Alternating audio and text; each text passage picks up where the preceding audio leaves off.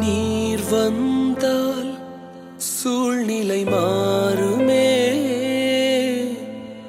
முடியாததும் சாத்தியமாகுமே.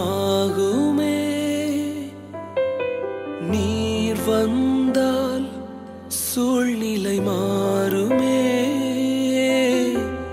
முடியாததும் சாத்தியமாகுமே. நிறைவே நீர் வாருமே, நிறைவே நீர் வேண்டுமே, நிறைவே நீர் போதுமே. ஆவியானவரே நிறைவே நீர் வாருமே, நிறைவே நீர் வேண்டுமே, நிறைவே நீர் போதுமே. ஆவியானவரே.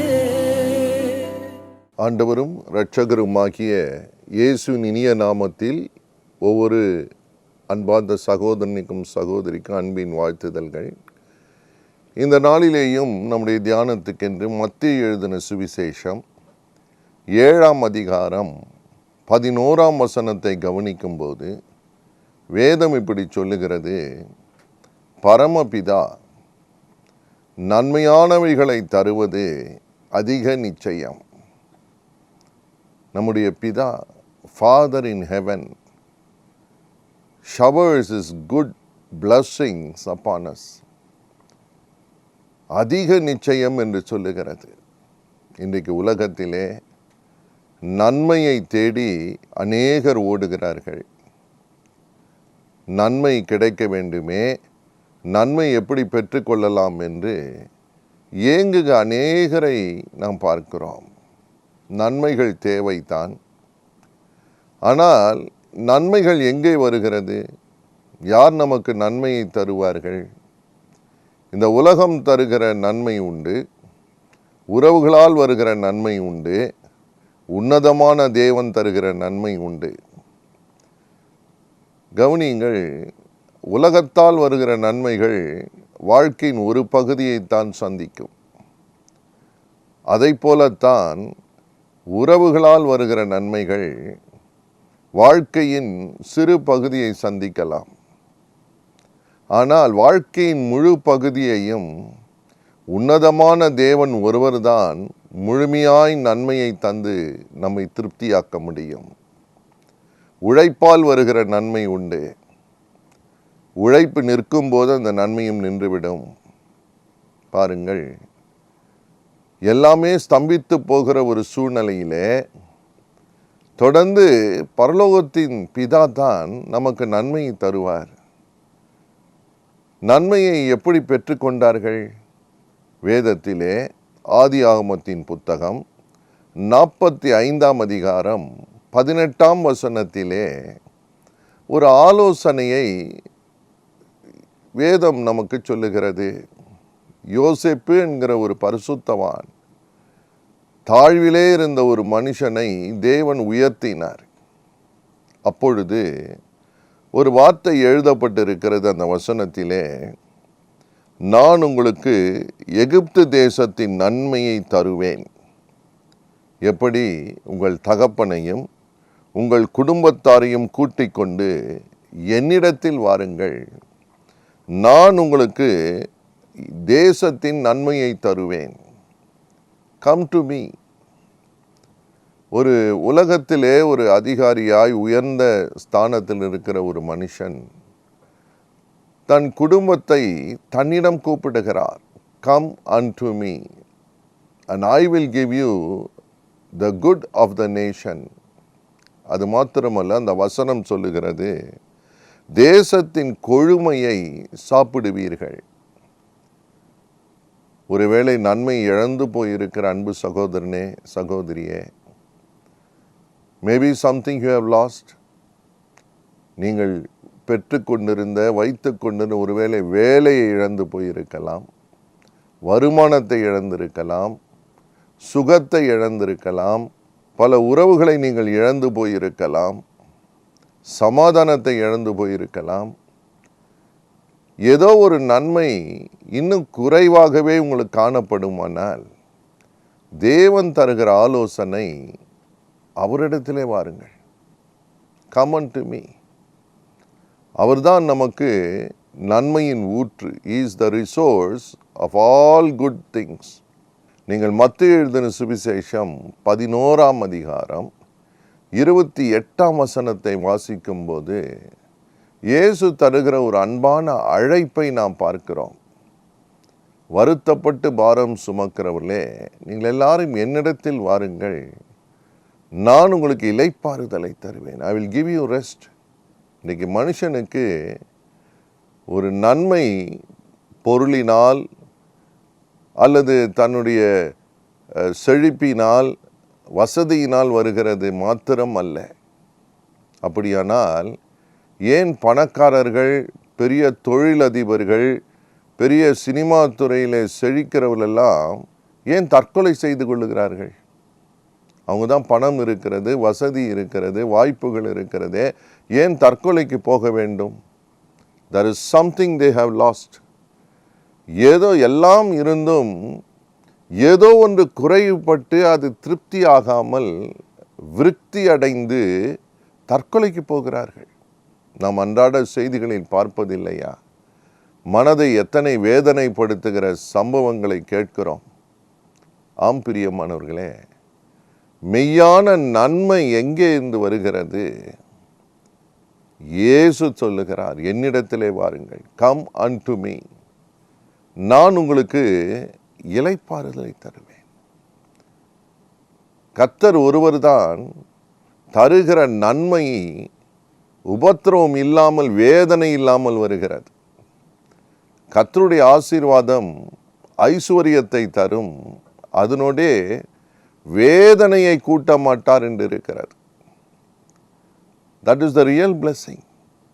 ஏசப்பா சொல்றார், நீங்கள் என்னிடத்திலே வந்து கற்றுக்கொள்ளுங்கள், நான் சாந்தமும் மனத்தாழ்மையுமாயிருக்கிறேன்.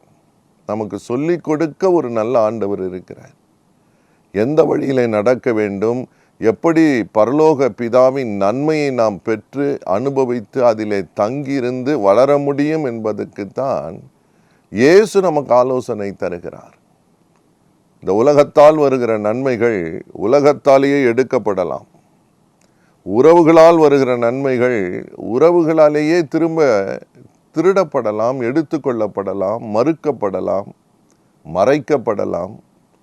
ஆனால் பரத்திலிருந்து தேவன் தருகிற நன்மை இருக்கிறதே, அது சம்பூரணமாய் வரும், வேதனை இல்லாமல் வரும்.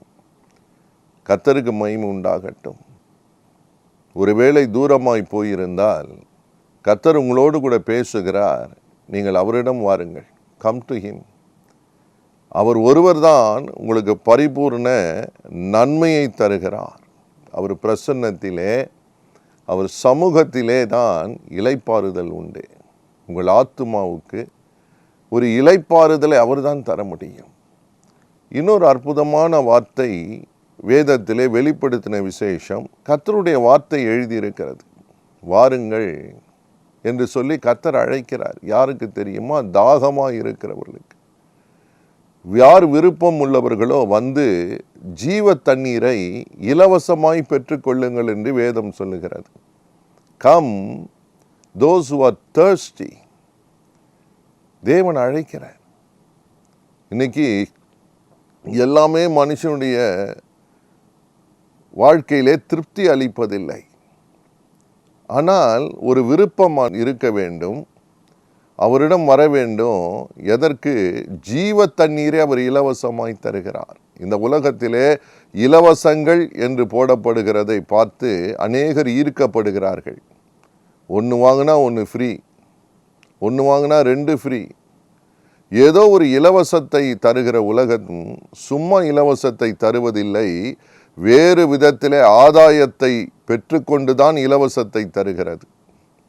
ஏதோ ஒரு எதிர்பார்ப்பு, ஏதோ ஒரு மறைவான ஒரு எதிர்பார்ப்போடு தான் இலவசங்களை இந்த உலகம் தரும். ஆனால் தேவனோ நிஜமாகவே இலவசமாய் ஜீவ தண்ணீரை தந்து நம்மை திருப்தியாக்க விரும்புகிறார். பரிசுத்த ஆவியானவர் உங்கள் மேல் கடந்து வருகிற போது ஜீவ தண்ணீராகிய பரிசுத்த ஆவியினால் நம்மை நிரப்பி அவரோடு கூட அவரை போல நம்மை மாற்றுகிறார். 2 கொரிந்தியர் 3:17-18 அப்படி சொல்லுகிறது. அவரை போல நம்மை மறுரூபப்படுத்துகிறவர். அவர் வருகை சமீபம். அந்த சமீபமான அவர் வருகைக்கு நம்மை ஆயத்தப்படுத்துகிறார். நம்மை அழைத்து போக வருகிறார். கர்த்தருக்கு ஸ்தோத்திரம். இலவசமாய் தருகிற ஜீவ தண்ணீரினால் நம்மை திருப்தியாக்க அவராலே மட்டும்தான் கூடும். நீங்கள் இருக்கிற இடத்திலே, இருக்கிற நிலைமையிலே அவரை கூப்பிடுங்கள். ஆவியானவரே என்னை நிரப்பும் என்று சொல்லுங்கள். விருப்பத்தோட, தாகத்தோட நீங்கள் அவரிடம் வந்து, அப்பா என்னால் தனிமையாய் இந்த உலகத்தை ஜெயிக்க முடியாது, ஆவியாக, பரிசுத்த ஆவியாக எனக்குள்ளே வாரும், என்னை நிரப்பும் என்று நீங்கள் விருப்பத்தோடே உங்கள் இருதயத்தை திறப்பீர்களானால் அவரால் உங்களை நிரப்ப முடியும், திருப்தியாக்க முடியும். என்றைக்கு? இப்பொழுது நீங்கள் இருக்கிற இடத்துல, இருக்கிற சூழ்நிலையில் அந்த அழுத்தங்கள் இருக்கலாம், பாரங்கள் இருக்கலாம், அதெல்லாம் ஒரு பக்கம் இருக்கட்டும். உங்களை விடுவிக்க வல்லவர் அவர்தான். பரிசுத்த ஆவியானவர் எங்கேயோ அங்கே விடுதலை உண்டே. அற்புதமான விடுதலை. பிசாசின் கட்டுகளில் இருந்து, மாந்திரீகத்திலிருந்து, பில்லி சூனியத்திலிருந்து, உங்கள் தடுமாற்றத்திலிருந்து, ஏமாற்றத்திலிருந்து, உங்கள் வியாகுலத்திலிருந்து, வியாதியிலிருந்து பரிசுத்த ஆவியின் பிரசன்னம் இறங்கும் போது ஒரு அற்புதமான விடுதலை இன்றைக்கே பெற்றுக்கொள்ள முடியும். நாம் ஜெபிக்க போகிறோம். பாவத்திலிருந்து ஒரு விடுதலை, பாவ கட்டிலிருந்து விடுதலை தர வல்லவர். இன்றைக்கு அதை செய்வார். அவர் சித்தம் இருக்கிறது. கண்களை மூடி என்னோடு கூட பிரார்த்தனை செய்வீர்களா? ஏசப்பா, மனம் இறங்கும், மனம் இறங்கும். உம்மிடத்திலே நீர் அன்போடு கூட அழைக்கிற தேவன். கம் அன்டு மீன்னு சொன்னீங்களே, தாகமாய் இருக்கிறவன் வந்து இலவசமாய் பெற்றுக்கொள்ளட்டும் என்று சொல்லி அந்த கிருபையை பெற்றுக்கொள்ளட்டும் அப்பா. ஒவ்வொருவரையும் தொடும் ஆண்டவரே. தன் உள்ளத்தை திறக்கிற விருப்பமாக, தாகமாய் இருக்கிறவள் யார் என்று உமக்கு தெரியுமே. இப்பொழுது உம்முடைய பரிசுத்த ஆவியின் பிரசன்னம் அவர்கள் மேல் இறங்கட்டும் சுவாமி, இறங்கட்டும். சோர்ந்து போனவனுக்கு பலனை தருகிறவர், சத்துவம் இல்லாதவனுக்கு சத்துவத்தை தருகிறவர் நீர். இப்பொழுது நிரப்பும். பலத்தினால் இடைகட்டும், நன்மையினால் இடைகட்டும். ஆண்டவரே, எத்தனை குழப்பங்களோடு இருக்கிறார்களே, இப்பொழுது ஆவியின் வல்லமை அவர்களை விடுதலை ஆக்கட்டும். நீர் உம்முடைய வார்த்தை அனுப்பி சுகம் தருகிறீர். பொழுது பெற்றுக்கொள்வார்களாக, சாட்சியாய் நிற்பார்களாக. கடன் கட்டுகள் நீங்கட்டும், வருத்தங்கள் நீங்கட்டும், உறவுகளில் இருக்கிற பிரச்சனைகள் நீங்கட்டும், பாவ கட்டுகள் நீங்கட்டும், குடியின் ஆவிகள் நீங்கட்டும். சுவாமி, போதை பொருளின் தாக்கத்திலிருந்து, கட்டிலிருந்து விடுதலை தாரும் சுவாமி. பிள்ளைகளை ஆசீர்வதியும், வாலிபர்களை இழுத்து கொள்ளும். தேவ அபிஷேகம் ஒவ்வொரு மேல் இறங்கி நிரப்பட்டும், திருப்தியாக்கட்டும். உம்முடைய சமாதானத்தின் பிரசன்னத்திலே வாழ்ந்து உம்முடைய வருகைக்கு ஆயத்தப்படட்டும். அற்புதங்களை செய்கிற தேவன் நீர். ஆசீர்வதிப்பதற்காய் நன்றி. சாட்சியாய் நிறுத்தும், தூக்கிவிடும் சுவாமி. தாழ்த்தி ஒப்பு கொடுக்கிறோம். இயேசுவின் நாமத்தில் ஜெயத்தை எடுக்கிறோம் நல்ல பிதாவே. ஆமேன், ஆமேன். God bless you.